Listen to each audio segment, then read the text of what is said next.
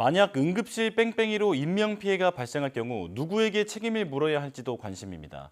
개인의 법적 책임이 인정될 수는 있지만 결국은 응급의료체계가 잘 갖춰지는 것이 우선이라는 지적입니다. 김태원 기자입니다. 지난달 열경련을 겪던 2살 여자아이가 1시간 동안 응급실 11곳에서 수용을 거부당한 끝에 의식불명 상태에 빠졌습니다. 지난해 대구에서도 건물에서 추락한 10대가 구급차를 타고 병원 여러 군데를 돌다가 숨지는 등 응급실 뺑뺑이는 심각한 결과로 이어질 수 있습니다. 응급실을 전전하던 응급 환자가 진료를 거부당해 숨지거나 상태가 악화하면 의료진이나 병원 직원들에게 업무상 과실치사상이나 응급의료법 위반 혐의로 형사 책임을 물을 수 있습니다. 하지만 실제 처벌까지 이어지려면 응급실 수용을 거부한 것과 인명피해 사이에 구체적인 인과관계가 입증돼야 합니다.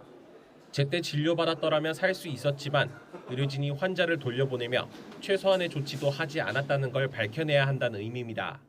의료 보조 인력을 다른 병원까지 옮기는데 태운다거나 아니면 전원을 알아본다거나 환자의 케어하기 위한 최소한의 도움을 제공할 수 있는데 그러한 것들조차 미비했던 경우에는 책임을 묻기는 하거든요.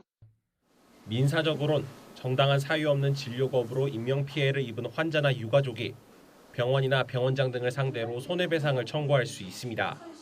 하지만 특정 질환 진료를 담당할 의사가 없거나 환자를 추가로 수용할 수 없는 상황이 응급실에서 비일비재한 만큼 책임을 묻기 어려울 거라는 의견이 많습니다. 단순히 그냥 응급실을 전전하다가 사망했다 이것만으로 법적 책임을 물어서는 안 되고 그 세부적인 사실관계를 파악한 후에 좀 논하는 게 맞을 것 같습니다. 이 밖에 보건복지부가 수용을 거부한 병원들을 상대로 과징금을 부과하거나 보조금 지급을 중단하는 등 징벌적 행정처분을 내릴 수도 있습니다. 하지만 결국은 시스템, 전문가들은 책임을 개인에게만 돌릴 게 아니라 응급의료 체계에도 물어야 한다면서 경증 환자의 119 이송이나 상급병원 이용을 줄일 수 있는 대책이 필요하다고 지적합니다.